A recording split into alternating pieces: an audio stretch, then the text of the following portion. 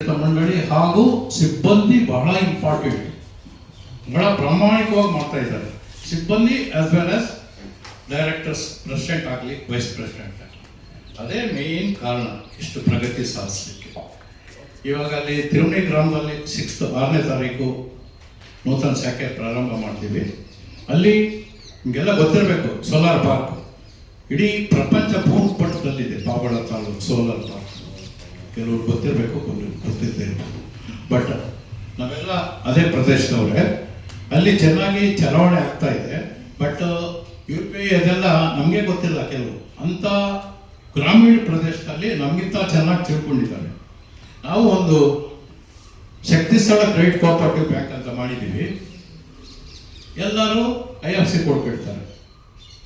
IFSC code ಬರಲಿಕ್ಕೆ 25 ವರ್ಷ ತಗೊಂಡಿದೆ ಈ ಬ್ಯಾಂಕ್ಗೆ.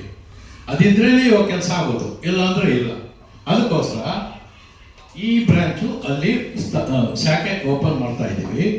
ಕೆಲವರು ಕೇಳ್ತಾರೆ, ನಿಮ್ಮ ಶಕ್ತಿ ಸ್ಥಳ ಕ್ರೆಡಿಟ್ ಕೋಆಪರೇಟಿವ್ ಸೊಸೈಟಿ ಅದು ಬಂದರೆ ಏನಾಗುತ್ತೆ, ಮುಚ್ಕೊಂಡು ಹೋಗುತ್ತಾ ಅಂತ ಕೇಳ್ತಾರೆ. ನಾನು ಹೇಳಿದೆ, ಅಳಪ್ಪ ಅದು ಅಣ್ಣ, ಇದು ತಮ್ಮ, ಅಣ್ಣ ತಮ್ಮನ ನೋಡ್ಕೊಡ್ತಾರೆ ಅಂತ ಹೇಳಿದ್ದೀನಿ ಅವ್ರಿಗೆ.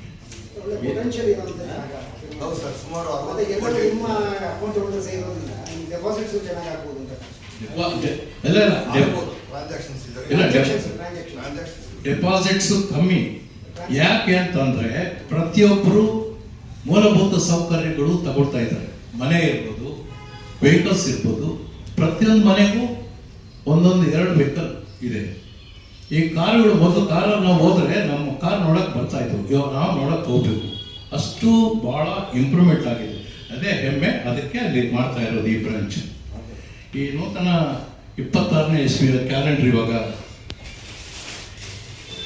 ನಾವು ಮಾಡ್ತಾ ಇದ್ದೀವಿ. 9% ಇಂದ 13% ವರೆಗೂ ಇದೆ. 9% ಇಂದ PRT ಲೋನ್ಸು, ಇದು ಏನು PRT ಇಲ್ಲ, ನಾನ್ PRT ಲೋನ್ಸ್ ಇಲ್ಲ, 10% ವರೆಗೂ ಇದೆ.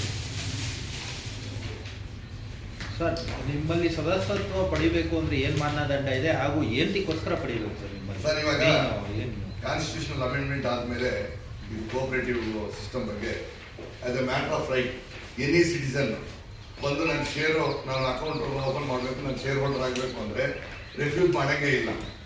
Any citizen can apply, Indian citizen ಆಗಿರಬೇಕು. ರಿಫ್ಯೂಸ್ ಮಾಡಿದ್ರೆ ಆ ರಿಫ್ಯೂಸಲ್ಲೂ ನೀವು ಚಾಲೆಂಜ್ ಮಾಡ್ಬೋದು, ಅಪೀಲ್ ಹಾಕಿ ಯಾಕೆ ನಾನು ರಿಫ್ಯೂಸ್ ಮಾಡಿದ್ರಿ ಅಂತ. ಅದಕ್ಕೆ ಮಾನದಂಡ ಏನೂ ಇಲ್ಲ. ನೀವು ಸಿಟಿಸನ್ ಆಗಿದ್ರೆ ಸಾಕು, ನಾವು ನಿಮಗೆ ಶೇರ್ ಕೊಡಲೇಬೇಕಾಗುತ್ತೆ. ಆಮೇಲೆ ನೀವು ಫೆಸಿಲಿಟೀಸ್ ತಗೊಳ್ಳುವಾಗ ನಿಮ್ಮ ಮಾನದಂಡ ಹಿಂದ್ಗಡೆ ನಿಮ್ಮ ಬ್ಯಾಕ್ಗ್ರೌಂಡ್ ಎಲ್ಲ ನೋಡ್ತೀವಿ. ನೀವು ಶೇರ್ ಹೋಲ್ಡರ್ ಆಗೋದಕ್ಕೆ ಯಾವುದೇ ಮಾನದಂಡ ಇಲ್ಲ. ಪದ್ಧತಿ ಬಗ್ಗೆ ಮಾತ್ರ ನಮ್ಮ ಅಪಸ್ಕಾರ ಆಗುತ್ತೆ. ಯಾವುದು ಅಂದರೆ ಸಾಲ ಕೊಡಿರೋ ಮನೆ ಮುಂದೆ ಬೋರ್ಡ್ ಹಾಕೊಂಡು ಆಟ ನಿಲ್ಲಿಸ್ಕೊಳ್ತೀರ. ಅದು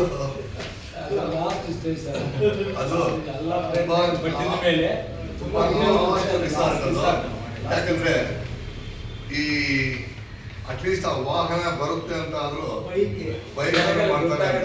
ಯಾಕಂದ್ರೆ ಕೆಲವು ಪ್ರೈವೇಟ್ ಬ್ಯಾಂಕ್ಸ್ ಪ್ರೈವೇಟ್ ಏಜೆನ್ಸಿ ತಗೊಂಡು ಪ್ರೈವೇಟ್ ಏಜೆನ್ಸಿಯಿಂದ ಫೋರ್ಸ್ ಮಾಡ್ತಾರೆ ಅಂತೇಳಿ ಕೇಸ್ಗಳು ಅವೆಲ್ಲ ನಡೀತಾ ಇದೆ. ಆ ಥರ ಎಲ್ಲ ಆಗ್ತಾ ಇರುವಾಗ ನಾವು ಆ ಕೋಆಪರೇಟಿವ್ ಸಿಸ್ಟಮ್ ಅದೆಲ್ಲ ನಡೆಯಲ್ಲ. ಯಾಕಂದ್ರೆ ಎಲ್ಲರೂ ಜನರು each and every share holder, account holder ಬಂದಾಗ ಅದಕ್ಕಿಂತ ಹೆಚ್ಚಿನ ಅವಮಾನ ಆಗುತ್ತೆ ಸರ್. ಅದೇ ಮ್ಯಾಟರ್ ಆಫ್ ರೈಟ್ ಅಂತ ಬರ್ತಾರೆ ಅವರು. ನೀವು ಡಿಮಾಂಡ್ ಮಾಡಿ ನನಗೆ ಯಾಕೆ ಕೊಡೋಕ್ಕಾಗಲ್ಲ, ಯಾಕೆ ನೀವು ರಿಫ್ಯೂಸ್ ಮಾಡ್ತಾ ಇದ್ದೀರ ಅಂತ ಡಿಮಾಂಡ್ ಮಾಡಿ ಕೊಡ್ತಾರೆ. ಆ ಥರ ಫೆಸಿಲಿಟೀಸ್ ನಾವು ತಗೊಳ್ತಾ ಇರೋದ್ರಿಂದ ಅದೇ ರೀತಿ ಸಾಲನೂ ತೀರಿಸಬೇಕು ಅಂತ ಒಂದು ಇದಿರುತ್ತೆ. ಅದೇನು ದುರುದ್ದೇಶದಿಂದ ಮಾಡ್ತಾರೆ.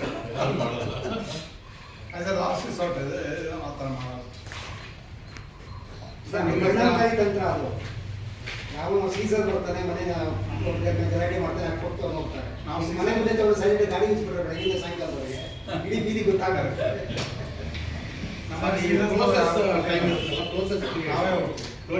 ಎಷ್ಟು ದಿವಸ ತಗೊಳ್ತಾರೆ ಸರ್ ಲೋನ್ ತಗೋಬೇಕಾದ್ರೆ? ಸರ್, ನಾವು 15 ದಿವಸ ನಮ್ಮ ಟೈಮು. ಯಾಕಂದ್ರೆ ಶೇರ್ ಹೋಲ್ಡರ್ ಆಗಿದ್ರೆ 15 ದಿವಸಕ್ಕೆ ಒಂದ್ಸಲ ಮೀಟಿಂಗ್ ಆಗುತ್ತೆ. ಬ್ಯಾಂಕಲ್ಲಿ ತಿಂಗಳಿಗೆ 2 ಸಲ loan committee and board meeting ಆಗುತ್ತೆ. ಒಂದ್ಸಲ ಪ್ರೋಸೆಸ್ ಆದರೆ 5-6 ದಿವಸದಲ್ಲೂ ನಾವು ಲೋನ್ ಕೊಟ್ಟಾಗಿದೆ. ಅಕಸ್ಮಾತ್ ಬಿಗಿನಿಂಗ್ ಅಲ್ಲಿ ಆಗಿದ್ರೆ ಲೋನ್ ಕಮಿಟಿ ಇವತ್ತು ಆಗೋಗುತ್ತೆ, ನೆಕ್ಸ್ಟ್ ಡೇ ಬಂದವ್ರಿಗೆ 15 ದಿವಸ ಲೇಟ್ ಆಗುತ್ತೆ. ಅಷ್ಟೇ ಬಿಟ್ರೆ ಬೇರೆಯವರಿಗೆಲ್ಲನೂ ಎಷ್ಟು ಫಾಸ್ಟಾಗಿ ಆಗುತ್ತೆ. ಏನು ಐ ಡಿ ಪ್ರೂಫ್ ತಗೋತೀರಾ ಸರ್ ಅವ್ರನ್ನ? ಏನು ಇದು ನಮ್ಮ KYC. KYC ನಾರ್ಮ್ಸ್ ಏನಿದೆಯೋ ಅದಷ್ಟೇ. ಸರ್ ಈಗ ಬಾರೋವರಿಗೆ ಲೋನ್ ತಗೊಂಡಂತ ಬಾರೋವರಿಗೆ ಇನ್ಶೂರೆನ್ಸ್ ಏನಾದ್ರು ಮಾಡಿಸ್ತೀರಾ ಕಂಪಲ್ಸರಿ? ಹೌದು, ಮಾಡ್ತಾ ಇದ್ದೀವಿ. ಈಗ ತುಂಬಾ ಫೈನಾನ್ಷಿಯಲ್ಸ್ ಅದು ಮಾಡ್ತಾ ಇದ್ದಾರೆ. ಅಲ್ಲಿ ಹೆಚ್ಚು ಕಡೆ ಪ್ರಾಪರ್ಟಿ ಮೇಲೆ ಸೆಕ್ಯೂರಿಟಿ, ಇದು ಇನ್ಶೂರೆನ್ಸ್ ಎಲ್ಲ ಕವರ್ ಬಾರೋವರಿಗೆ ಮಾಡ್ತಾ ಇದ್ದೀವಿ. Insurance. Okay sir, thank you.